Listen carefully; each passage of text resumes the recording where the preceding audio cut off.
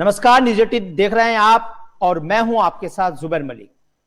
जनता की आवाज के आज खास शो में आज हम बात करेंगे यूपी में चाचा जान की एंट्री की। जी हां, एक बार फिर से किसान नेता के सुर सियासी दिखाई दिए हैं।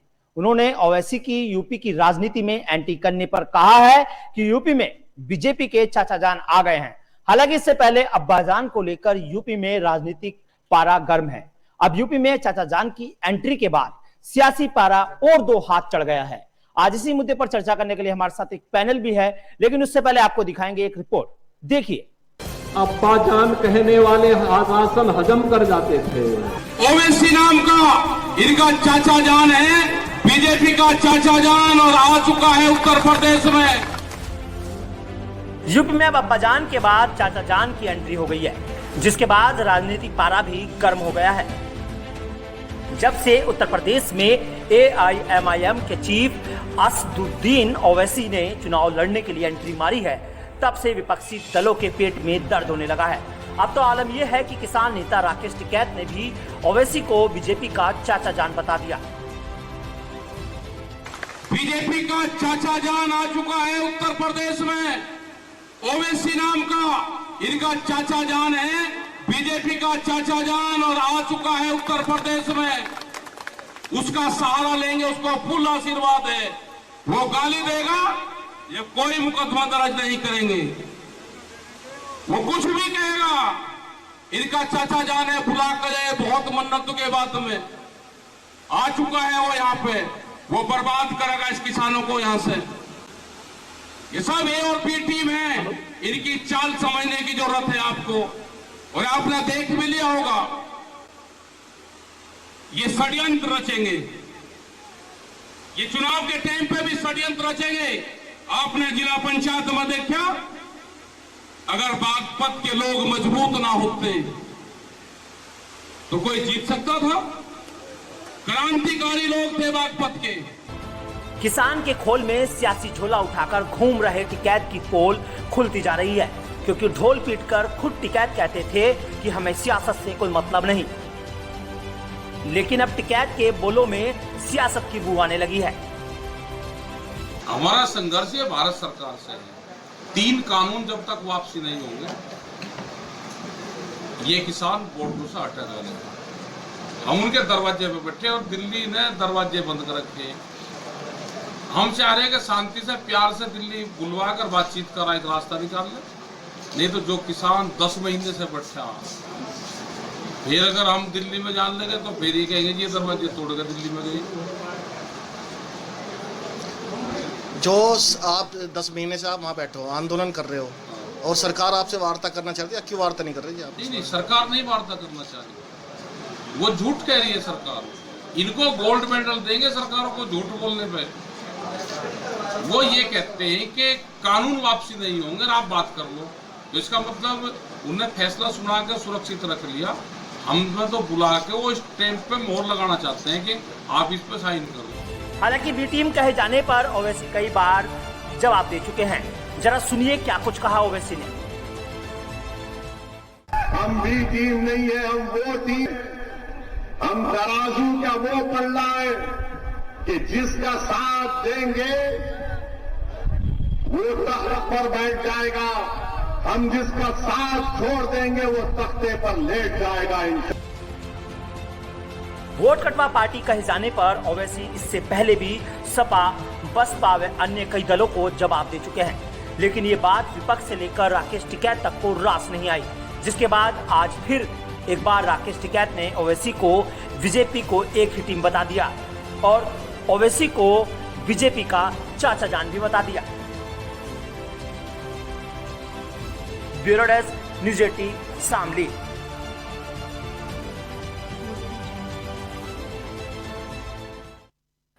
तो आखिर चाचा जान को लेकर चाहे कोई भी खेमा हो, ये मिर्ची कैसी लगी है और आखिर आग कैसी लगी है, आखिर चाचा जान और अब्बा जान का रिश्ता क्या है, इसी पर बात करेंगे। इसी पर बात करने के लिए हमारे साथ एक पैनल भी जुड़ गया। हमारे साथ मौजूद है प्रदीप भटनागर जी, जो कि भारतीय जनता पार्टी से आते हैं। हमारे साथ मौजूद है प्रदीप चौधरी जी, जो कि समाजवादी पार्टी के नेता है। हमारे साथ मौजूद है चौधरी साबित मलिक, जो कि किसान नेता है। आपका भी स्वागत है। तो सबसे पहले यहाँ पर हमारा सवाल रहेगा प्रदीप भटनागर आप ही से, क्योंकि इस समय आपने सब कुछ सुन लिया, पूरी रिपोर्ट आपको हमने दिखा दी है। तो सबसे पहले प्रदीप जी आप इसे जानना चाहेंगे, ओवैसी हमेशा बीजेपी पर ही अटैक करते हैं, चाहे यूपी में वो कहीं भी सभाएं कर ले, कितनी सभा करे, लेकिन हमेशा बीजेपी पर तंज कसते हैं। लेकिन जब से उन्होंने यूपी में एंट्री की है तब से राकेश टिकैत को यह रास नहीं आ रहा है, आखिर ऐसा क्यों? और आप ही की बी टीम बताया जा रहा है। जुबेर जी, ऐसा है, भारतीय जनता पार्टी, जब से भारतीय जनता पार्टी का निर्माण हुआ है भारतवर्ष के अंदर, तो तब से टारगेट है। पहले कांग्रेस के टारगेट पे थी, उसके बाद जब समाजवादी पार्टी बने तो उसके टारगेट पे आ गई, फिर बहुजन समाज पार्टी बनी तो उसके टारगेट पे आ गई, वामपंथी पहले टारगेट पे है। और अब अगर राकेश टिकैत जी का टारगेट पे नहीं, कोई नई बात नहीं है ना, हमें तो चिंता की विषय। अच्छी बात है, हम लोग को टारगेट पर रहना चाहिए, ये हमारी विदेशी है और यही हमारे विकास और विकसित होने का सबसे बड़ा योगदान है कि हम सबके टारगेट पे हैं और हमें तो खूब कोसिए और खूब रोइए, आंसू सूख जाए तो और भर लीजिए। यही हमारे विकास का और हमारे पथ का और हमारा एडवर्टाइजमेंट यही है, हमें कोई फर्क नहीं पड़ता। अब जैसे आप अभी जो ओबीसी की बात करें, ओबीसी की क्या है, ओबीसी की बात करते हैं केवल मुस्लिम की, उन्हें को दूसरा नजर नहीं आता। और अगर हम हिंदुओं के बारे में बात करें तो हम टारगेट बन जाते हैं। यही एक सोच का फर्क है। अगर हम सब चीजों की बात करते हैं तो सब चीजों की बात करना चाहिए। अगर आप बात करते हैं केवल एक ही की, तो बात हमें भी करनी पड़ेगी, कई खड़े हो गए एक की भी, तो चीजों में फर्क है।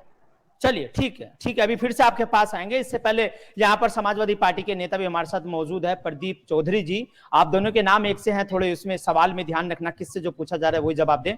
प्रदीप चौधरी से आपसे सुन रहे थे, आपको भी हमने रिपोर्ट सुनवाई है, क्या जो ये आंदोलन किसानों का चला आ रहा था पिछले 9 महीने से, क्या ये आंदोलन वही आंदोलन रह गया है या फिर इसे किसी ने हाईजैक कर लिया है? जी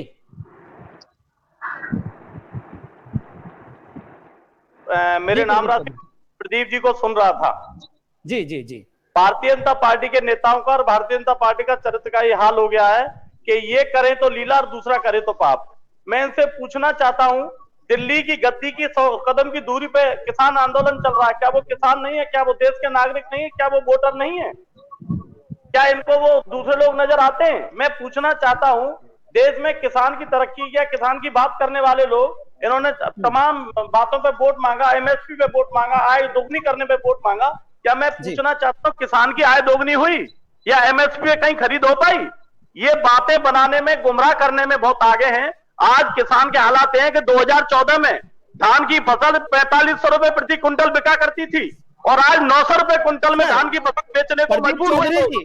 प्रदीप चौधरी जी, तमाम विपक्षी खेमों को तो फायदा होने वाला है, क्योंकि ये तो पूरा प्रोटेस्ट चल रहा था ना किसानों को, ये तो हाईजैक होने लगा है, क्योंकि कोई हाईजैक नहीं है, मिलाने लगे हैं अभी 4 दिन जा रहे हैं अब तो। अरे सुर की बात है जुबेर जी, बात सुनिए। पिछले लोकसभा चुनाव में जब टीके जी भारतीय जनता पार्टी के लिए वोट मांग रहे थे मन से, तब टीके जी दूध के धुले हुए थे। आज टीके जी जनता किसानों की बात करने लगे। मेरी बात सुनिएगा, किसानों की बात करने लगे, वो किसान वर्ग से थे, आज टीके जी आतंकवादी हो गए। मतलब चलेंगे, आप भी उसी रास्ते पे चलेंगे? कौन रास्ते पे? हम किसानों की, मेरी बात सुनिए, हमारी पार्टी समाजवादी पार्टी हमेशा किसान, दलित, गरीब, मजदूर की बात करती है। हमारी पार्टी हमेशा, सुनिए, चौधरी चरण सिंह जी के रास्ते पे माननीय मुलायम सिंह यादव चले, उन्हीं के रास्ते पे अखिलेश यादव जी किसानों की बात करते हैं और हमेशा किसान की लड़ाई हम लोग सदन से लेकर संसद तक लड़ते रहेंगे। जुबेर जी, अभी फिर एक बार आपके पास आएंगे, पहले चौधरी साहब से एक सवाल ले लेते हैं, सभी जी से, क्योंकि प्रदीप जी आपकी बात का जवाब दे देंगे। चौधरी सभी जी, जैसा कि आज राकेश टिकैत जी ने बयान दिया और आपने पूरा सुना है, तो क्या विपक्ष की भाषा बोलने लगे हैं अब राकेश टिकैत जी भी?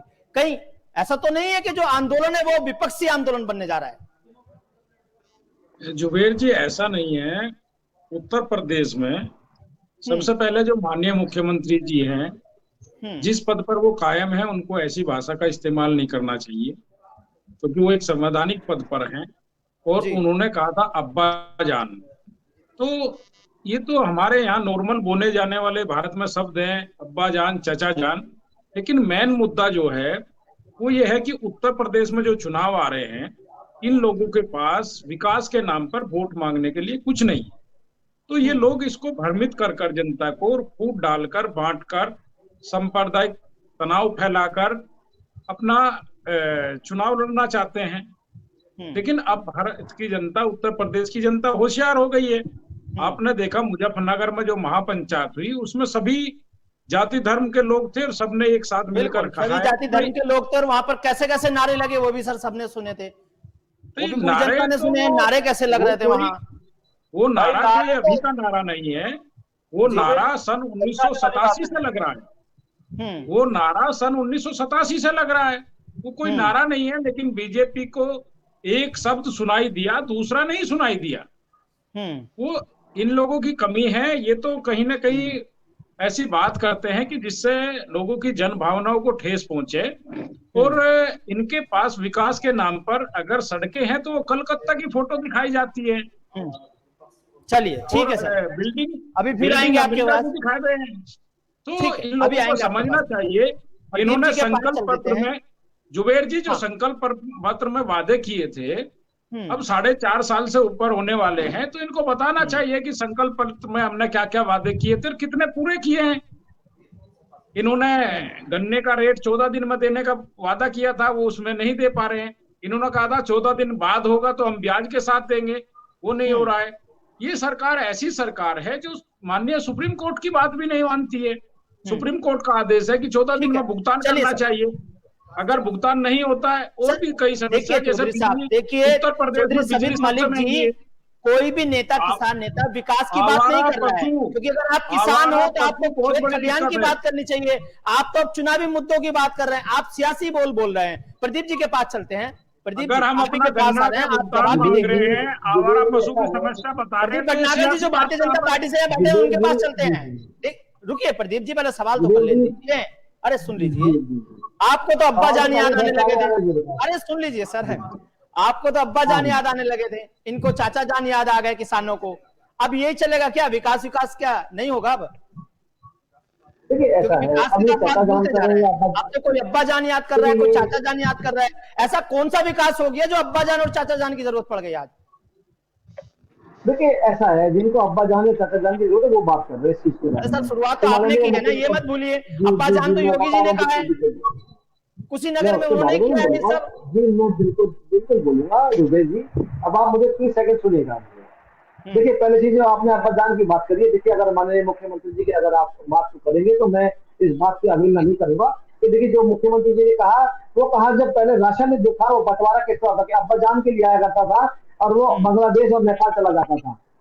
आज कहा उस चीज को, जो चीजें केंद्र सरकार से विकास और जनता के लिए आती थी, गरीबों के लिए आती थी, वो कहीं और बढ़ जाती थी। इस चीज को लेकर कहा गया, आप अब्बा जान तो कहते हो मगर उन्हें फैसिलिटी नहीं पहुंचाती हो। अब्बा जान की सुविधा देना चाहते हो मगर सब खा जाते हो। तो चीज में करके अब आप अगर आदरणीय टिकैत जी की बात करते हैं, मैं तो पहले से ही कहता आ रहा हूँ, श्री राकेश टिकैत जी राजनीतिक आदमी है और राजनीति ही कर रहे हैं। और आज ये स्पष्ट हो गया, जो आदमी चाचा जान को लेकर ओबीसी जी को साथ जोड़ रहा है। जी अगर आपने 4.5 साल में इतना विकास किया होता ना, तो आज आपको जो ये नारे दे रहे हैं ना, अब्बा जान, चाचा जान, कौन से नए फॉर्मूले आ रहे हैं, राजनीतिक नारे हैं। ये राजनीतिक नारे, अभी तो इलेक्शन महीने बाकी है, सब्र रखिए, इंतजार कीजिए। देखिए साहब, हमें तो पूरा सब्र भी है और इंतजार भी है।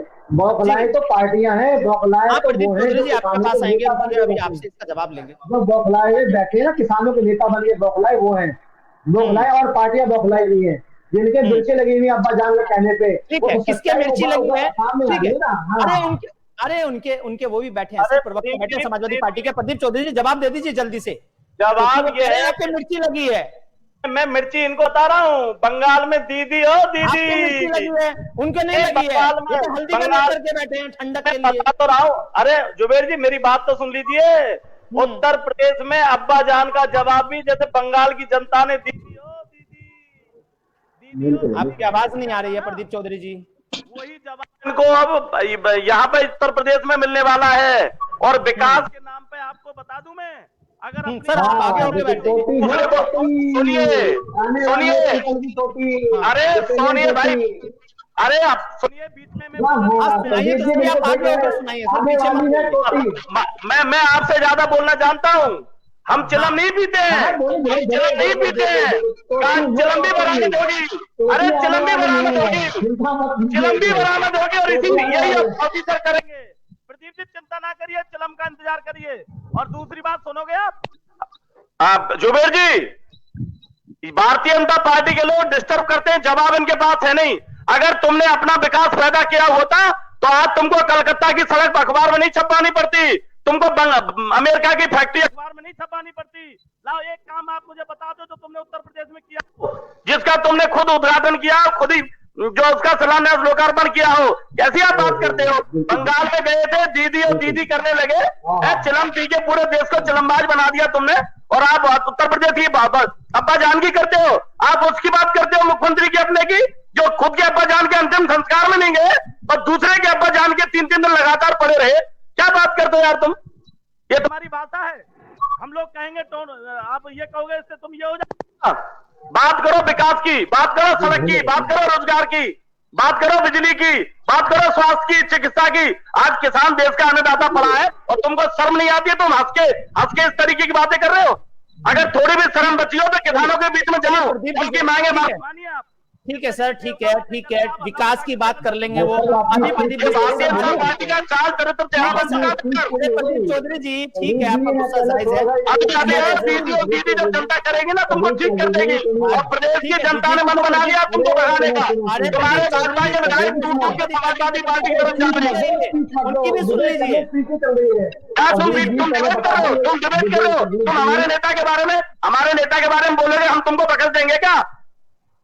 डिबेट करिए, बात विकास पे करिए, मुद्दों पे करिए। ये मैं सुनिए, मैं वो प्रवक्ता नहीं हूँ कि मेरे नेता के बारे में कुछ बोलने का मैं सुनता रहूंगा। मैं जवाब देना चाहता हूँ। ठीक है सर, आप प्रवक्ता नहीं तो क्यों आए आप यहाँ पे?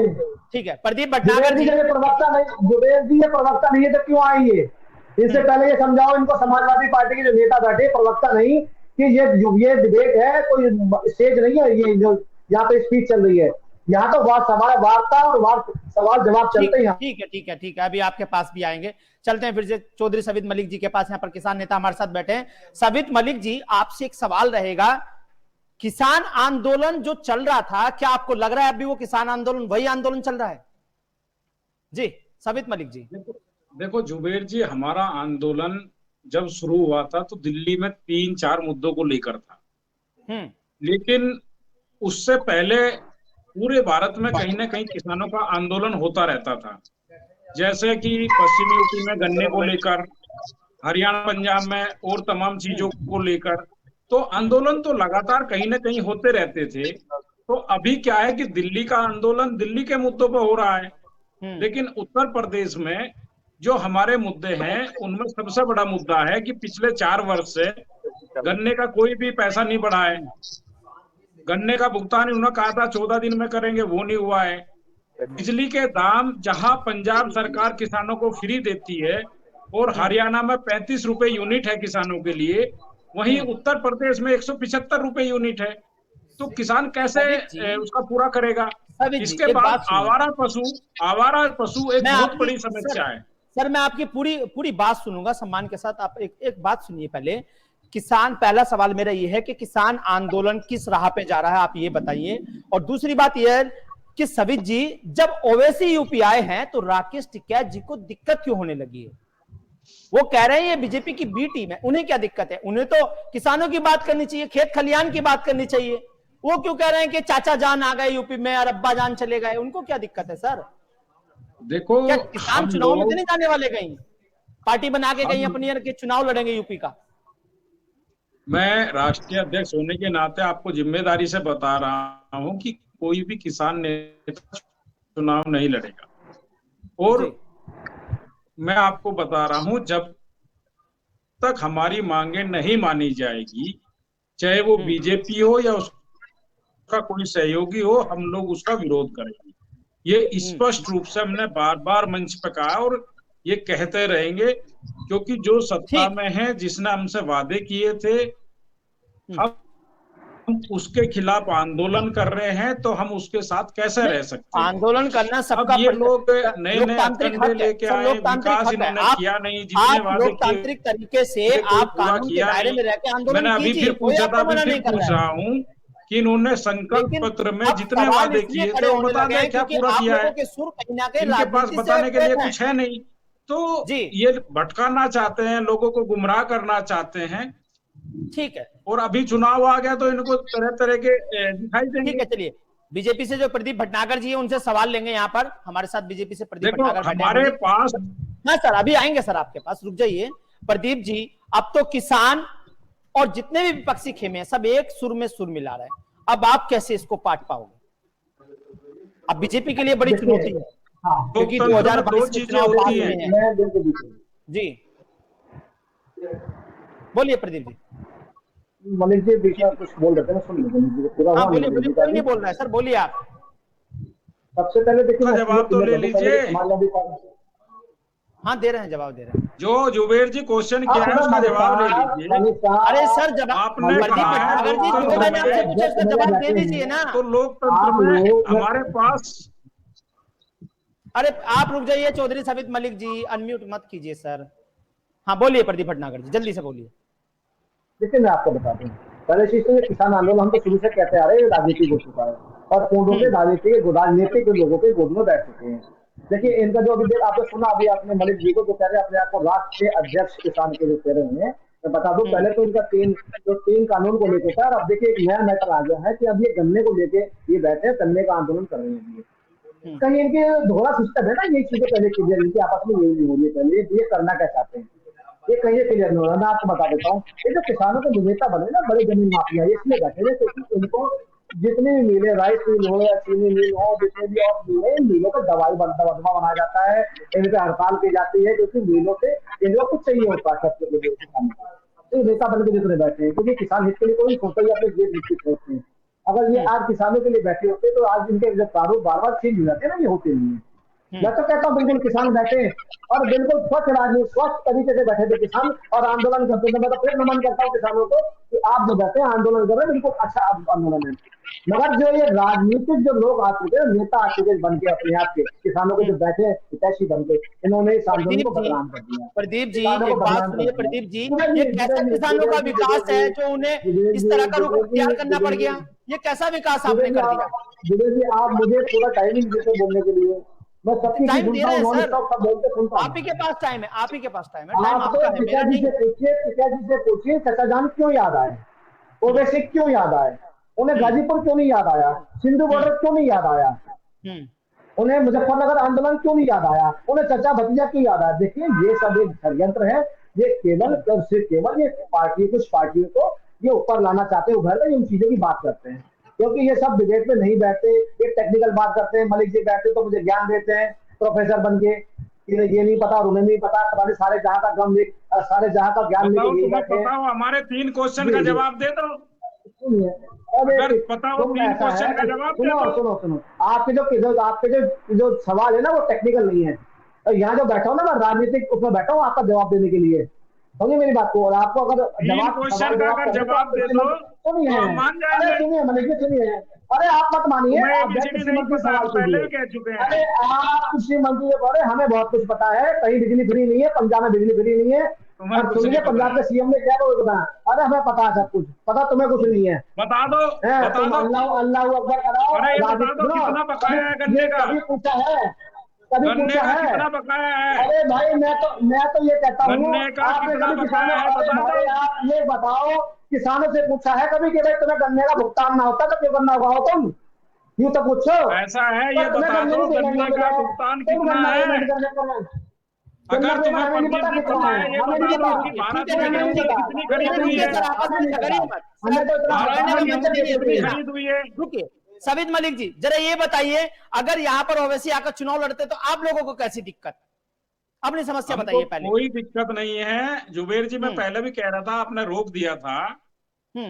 लोकतंत्र में हमारे पास 2 रास्ते हैं। नंबर 1 रास्ता है कि शांतिपूर्वक आंदोलन किया जाए, जो हम लगातार 9.5 महीने से कर रहे हैं। तो कुछ ना कुछ टाइम लिमिट होती है, सरकार को समझना चाहिए। समय ज्यादा हो गया इसलिए इतने दिन तड़का मारने की आप सोच रहे हो कि तड़का मार मेरे भाई सुन तो लो पूरी। दूसरा होता है वोट का अधिकार। अबे चुप हो जा, पता कुछ है नहीं, आप भोगता है। चलिए सुन ठीक सुन चुप हो। जब तुम्हारे बारे में हम नहीं बोलते तो जब तुम्हें ABCD पता नहीं है बीच में टोकते हो। ठीक है, आप 30 सेकंड में सर अपनी बात पूरी कीजिए। सभी जी आप अपनी बात पूरी कीजिए। अता पता है नहीं, आशीष सुनता है नहीं, ठीक है सर। बोलता रहता अरे है। ठीक है सर, आप बात तो पूरी कीजिए सर, आपको टाइम दिया, जल्दी से हमारे पूरी कीजिए। पास देखो, नंबर 1 रास्ता आंदोलन का है जो हम लगातार कर रहे हैं। ठीक है दूसरा रास्ता हमारे पास है वोट का रास्ता। अगर बिल्कुल, सरकार हमारी वोट नहीं मानेगी तो जो भी इनके साथ होगा या ये होंगे, हम इनका विरोध करेंगे। चलिए, दो ठीक। रास्ते लोकतंत्र में होते हैं। बस सर, बस ठीक है, तीसरा हो गया आपका।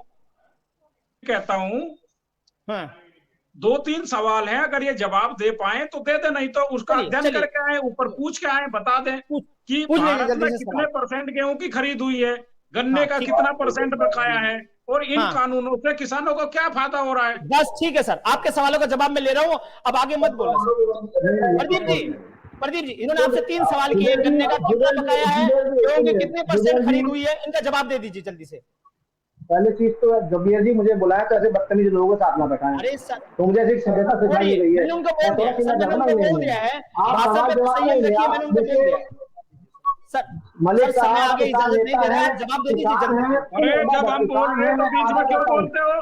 जब हम बोल रहे हैं तो बीच में क्यों बोलते हो? समय आगे इजाजत नहीं लेता है, आप लोगों का बहुत बहुत धन्यवाद, क्योंकि समय इजाजत नहीं दे रहा है। बहुत बहुत धन्यवाद आपका। तो आज फिर राकेश टिकैत ने एक बार भारतीय जनता पार्टी पर आड़े हाथों लेते हुए उन्होंने साफ तौर पर निशाना साधा है और उन्होंने कहा है कि इस बार यूपी में फिर से चाचा जान की एंट्री हो गई है। और इससे पहले अब्बाजान को लेकर तो यहां पर सियासी बवाल मचा था, लेकिन कौन किसका अब्बाजान है और कौन किसका चाचा जान है। लेकिन सवाल यहां पर यह भी उठता है, जब सभी सियासी दल सड़क से लेकर संसद तक किसानों की आवाज उठाते हैं और AIMIM के चीफ इनके साथ हैं, तो फिर आखिर क्यों राकेश टिकैत को इस तरह का वचन देने पड़े, और इस तरह के जो प्रवचन वो आज दे के गए हैं, आखिर इससे किसको फायदा मिलने वाला है, ये आने वाला समय 2022 ही तय करेगा।